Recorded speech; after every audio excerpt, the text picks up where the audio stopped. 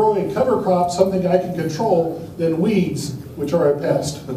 Я бы лучше выращивал покровные культуры, то есть то, что я могу контролировать, а не сорняки, которые в принципе считаются вредителями.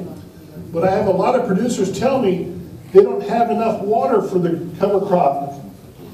Но, тем не менее, многие производители говорят мне, что у нас недостаточно влаги для того, чтобы выращивать покровную культуру. But any weed that's growing is going to use water, and it's going to produce seeds to be a pest next year. Но сорнякам-то хватает этой влаги, они же растут, а если растут сорняки, значит они могут дать семена, которые в следующем году, с которыми в следующем году придется бороться. Also, some producers remove the residue, and that increases evaporation, wasting water. Некоторые производители убирают полностью растительные остатки, и это приводит к очень большому расходованию воды. Into wheat stubble, I seeded a cover crop the day after harvest. В стерню пшеницы я высеваю покровную культуру сразу же после уборки. This tall cover crop was seeded the day after harvest. The short cover crop was seeded only 1 week later. Высокая покровная культура была посеяна сразу же после уборки, а низкая покровная культура на этой же фотографии была посеяна всего лишь через неделю. Without a cover growing there for that week, some soil moisture was lost to evaporation. Пока неделю на этой почве ничего не росло, из-за испарения была потеряна влага. And sunlight, energy, and carbon dioxide were not growing a plant. И солнечная энергия, углекислого газа не хватало для того, чтобы росло это растение. And again, if you're trying to feed livestock, I'm trying to grow plants. Если вы планируете кормить скот на своих полях, то для этого нужно выращивать культуры. And back to my same field, again, 12 weeks of growth versus 11 weeks of growth. I lost production waiting the 1 week. И видите, здесь теперь получается левее это 12 недель растение растет, и там, где ниже, там 11 недель. То есть уже я потерял урожайность всего лишь из-за того, что подождал 1 неделю с посевом. In 2017, after wheat harvest, I seeded a diverse cover crop on this strip. В 2017 году после уборки пшеницы я посеял смесь покровных культур.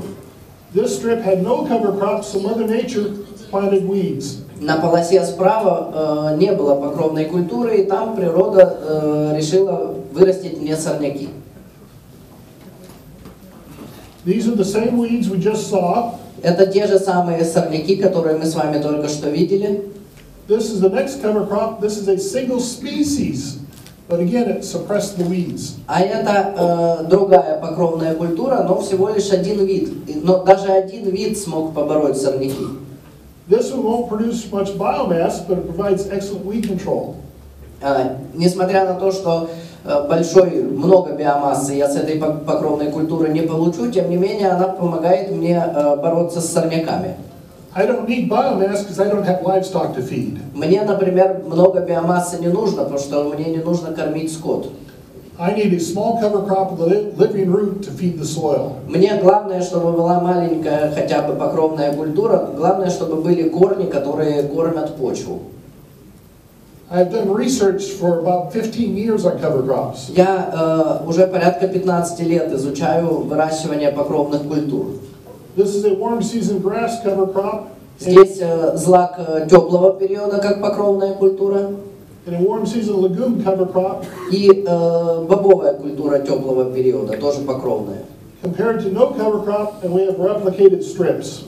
По сравнению с отсутствием вообще покровных культур, и мы вот эти полосы повторяли несколько раз. So when the wheat was harvested, now my cover crop is harvesting sunlight and carbon dioxide to feed the soil.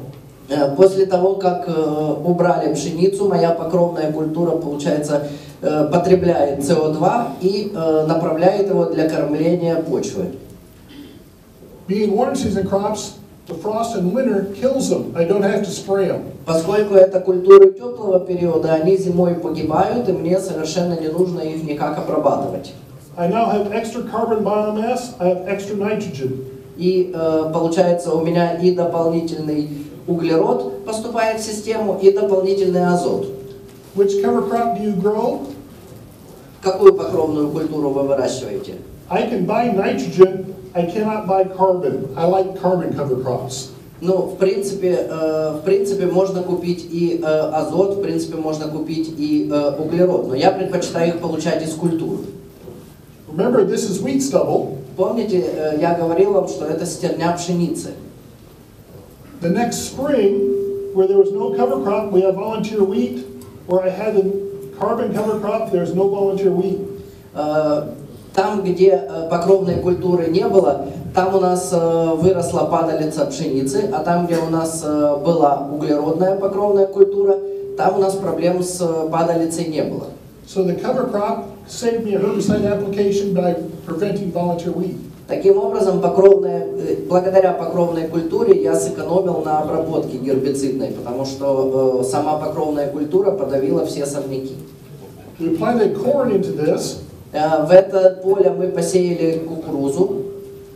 Again, the carbon cover crop, I had no weeds. Там, где у меня была углеродная покровная культура, там у меня не было сорняков. Where there was no cover crop, there are weeds. А там, где покровной культуры не было, там выросли сорняки. So now I had to do a post-emerge application where I had no cover crop. Поэтому тот участок, где не было покровной культуры, мне пришлось обрабатывать послевсходовыми гербицидами. Near harvest time, where I had the cover crop, no weeds. Практически время уборки, там, где была покровная культура, сорняков все еще нет. The non-cover crop side had weeds, even though it had 2 herbicide applications. А та сторона, где не было покровной культуры, сорняки есть, несмотря на то, что дважды обрабатывали гербицидом. So I look at weed control, I also look at temperature management. Помимо управления сорняками, я еще управляю температурой. This is back to my tillage plots, where I have no-till grain sorghum versus tilled grain sorghum. Возвращаемся к моим экспериментальным участкам, где выращивалась сорго с обработкой и без обработки. The residue kept the sunlight off the soil surface and kept the moisture there, so the soil was cooler. Растительные остатки не пропускали много солнечного света, не давали испаряться влаги. Следовательно, с той стороны, где были растительные остатки, почва была прохладнее. 5 days of hot weather, 38 degrees Celsius in June, made the grain sorghum go dormant. 5 дней температуры 38 градусов Цельсия в июне. При таких условиях сорго как бы впадает в спячку. When it rained, it started to grow. Но когда идет дождь, она возобновляет рост. But the no-till out-yielded the tilled by more than 2.2 tons per hectare more. Но на участке no-till все равно на 2,2 тонны урожайность была выше. If we think about soil temperature and soil biology, it becomes important. Важно думать не только о самой температуре, но и о биологии почвы. Here is in the first day of spring, June 21, 2017. Это 21 июня 2017 года. The sun was directly overhead at lunchtime. That's why there's no shadow. Солнце прямо в зените, поэтому никаких теней здесь нет. The thermometer on the side of the barn is in the shade. My infrared thermometer, it says it's 30 degrees C in the shade. В тени инфракрасный термометр показывал 30 градусов Цельсия. Take that thermometer and shoot the growing crop. It's actually cooler because the crop gives off moisture to cool itself. Я направил этот термометр потом на растущую культуру, там было прохладнее, потому что она испаряет влагу, чтобы охладить себя. The bare soil next to the crop has had the sun shining on it. Непокрытая почва, собственно, то место, куда бьет солнце. The bare soil much hotter. Там на непокрытой почве температура намного выше. Now I like to eat. Я вот люблю покушать. Take a steak, put it on the grill at 56 degrees centigrade, 5 minutes, it's safe to eat. You killed all the bacteria. Если взять, например, кусок мяса, вот стейк, и положить на решетку гриля при температуре хотя бы 56 градусов, 5 минут с одной стороны, 5 минут с другой стороны, то все, что могло жить в этом мясе, погибает, уже будет безопасно его есть. But imagine the bacteria in the soil, not 5 minutes, maybe 5 hours. А теперь представьте, что такая температура действует на бактерии не 5 минут, а может быть и 5 часов. Or through the entire summer, maybe 5 weeks. А может быть даже и все лето, может быть это 5 недель. By leaving residue, the top of the residue was hot, yes. Если мы оставляем растительные остатки, вот мы измеряли, то сверху, да, сверху было жарко. But pull away the residue, Но если их сдвинуть, underneath the residue, because the sun was not hitting the soil surface, much cooler. под остатками, поскольку солнце не било в саму почву, было намного холоднее. The soil biology stays alive and works for you. Таким образом, при такой температуре биота продолжает работать на вас. I had the opportunity to visit South Australia. Я ездил в Южную Австралию. There are a lot of producers there. They say they are no-tillers, but they use a shank or a hoe opener on their no-till. Очень многие там производители говорят, что они, очень много фермеры, они говорят, что используют no-till, но при этом используют анкерные сошники. Remember I said no-till is only the first step. We need the residue. We need everything else in the system. Помните, я говорил, что no-till это только первый шаг. Нам нужны растительные остатки и все остальное, о чем я говорил. He had canola wheat rotation with that shank opener. У этого фермера, используя анкерный сошник, у него был севооборот рапс-пшеница. Far too much tillage killed the soil bacteria, soil life, evaporation of water. Очень сильная была обработка, убивал он, получается, всю биоту, и вот так вот выглядела почва. His neighbor used a single disc opener. Его сосед пользовался сеялкой с однодисковым сошником. The same wheat canola rotation, look how much residue he has because he doesn't do tillage. Точно тот же севооборот, рапс, пшеница, но обратите внимание, сколько у него растительных остатков. That's why we like disc openers. Именно поэтому я выступаю за дисковые сошники. Tomorrow in my presentation I'll talk much more about cedars. Завтра у меня будет еще одна презентация, и завтра мы будем с вами подробно рассматривать рабочие органы сеялок. Here we have two different residues. Здесь на этой фотографии два разных типа остатков. The short one came from this producer. Тот, который покороче, это вот этот вот производитель. He also used a shank opener, does too much tillage. Он тоже использует узкий анкер, и, как по мне, это слишком сильная механическая обработка. He also harvested the residue, taking away the carbon. Он также и забирает растительные остатки, следовательно, забирает углерод. He also grazed sheep. I don't know what they were eating, but they were out there. Он также выпасает на своих полях овец. Не знаю, что им там осталось покушать, но тем не менее, когда я был в Австралии, они паслись. And his soil looked dead because it had no protection. И почва выглядела мертвой, потому что никакой защиты ей обеспечено не было. And again, he's been no-tilling 15 years. No-till is not enough. We need the residue. И он заявляет, что уже 15 лет занимается ноутил. Тем не менее, как видите, одного ноутил недостаточно, нужны еще остатки. His neighbor had stripper head harvest wheat stubble. У его соседа он использовал для уборки пшеницы очесывающую жатку. And again, a close-up, the neighbor had soil biology cycling the roots. И при увеличении, обратите внимание, биота съела корни его растений. Without residue, he's no-till, but there's still no soil biology. The roots are not decomposing. А вот там, где не было растительных остатков, там биота не работала, и, следовательно, у этих остатков корни не переработались.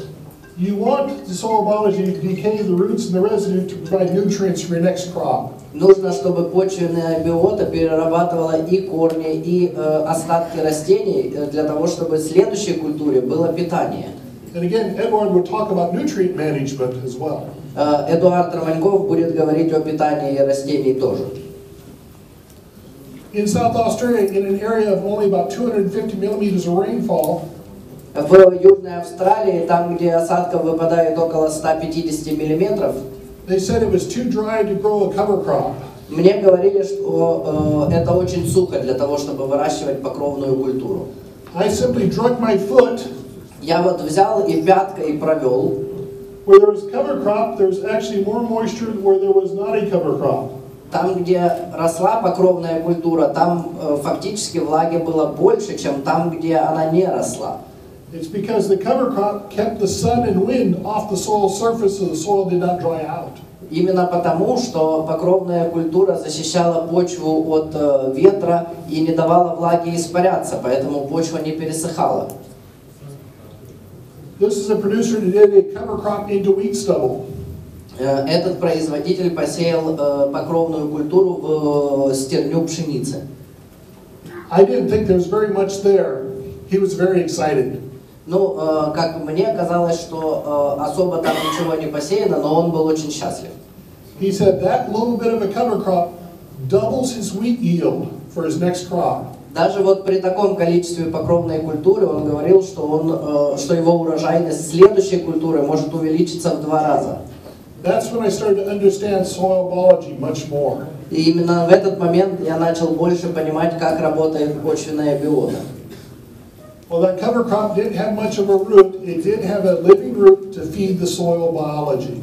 Несмотря на то, что эта культура такая маленькая, тем не менее она обеспечивала живые корни, которые кормили мою биоту. Where you didn't have a cover crop, there was no living root to feed the soil biology, and the soil moisture was lost to evaporation. Там, где покровной культуры не было, там почва быстрее пересыхала, потому что влага терялась в результате испарения. So in a 250 millimeter rainfall area, his cover crop doubled his wheat yield because of better soil biology.